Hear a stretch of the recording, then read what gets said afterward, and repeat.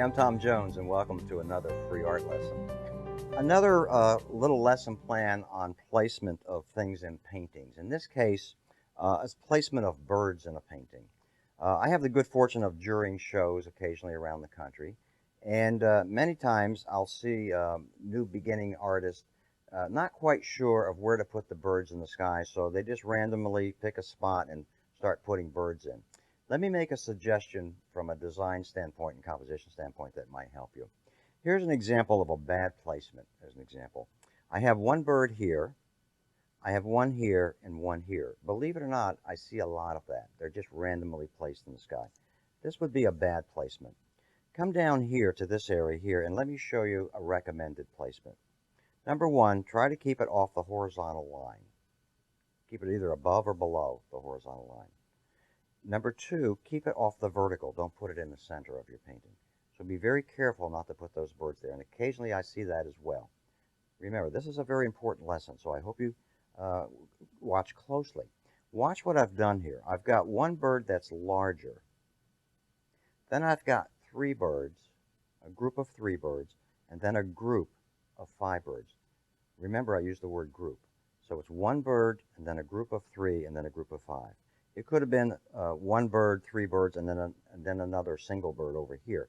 But work in odd numbers, work in ones, three, fives, and so on when you do it, and then group the birds together, but have them different sizes. So this is one size, the birds here are another size, these birds are smaller. Let me take you over to an actual painting and show you where I would place it in the particular painting. Let me set this aside for a moment, and let me take this particular painting here, and then let's take and show you where I'd place the birds in this particular case. Okay? I certainly don't want to put it on the vertical line, so be very careful with that. Also on the horizontal line. And remember, birds are fun to put in a painting, but don't overdo it. So we want to make sure that we've established where we're going to put them. So I think most likely this would be the best place here, with the mountain showcasing behind them. Let me move my book out of the way. Let me go ahead and take some color that I've already pre-mixed. I've got a little bit of blue. I've got a little bit of some rose in it because I have that color already in the mountain here, so we'll pretty much stay with those colors, leaning more toward the blue. But I've loaded up my number 8 round brush, and then I'm going to establish one large bird. So let me put one large bird in first. I'm going to put that rascal right here. Okay? Now what I'll do is I'll come in and I'll establish a group of birds, maybe 3 birds, and I'll put them either higher or lower. So I'll come up and put another area of 3 birds in a group. Then in this case, I'll just make it simple. I'll put another bird off in the distance, and that'll be a smaller bird. But again, I'm working in odd numbers, 1, 3s, and 1 again. So we'll take this bird. He can either be higher or lower, but we'll put him down here a little lower and just a smaller bird.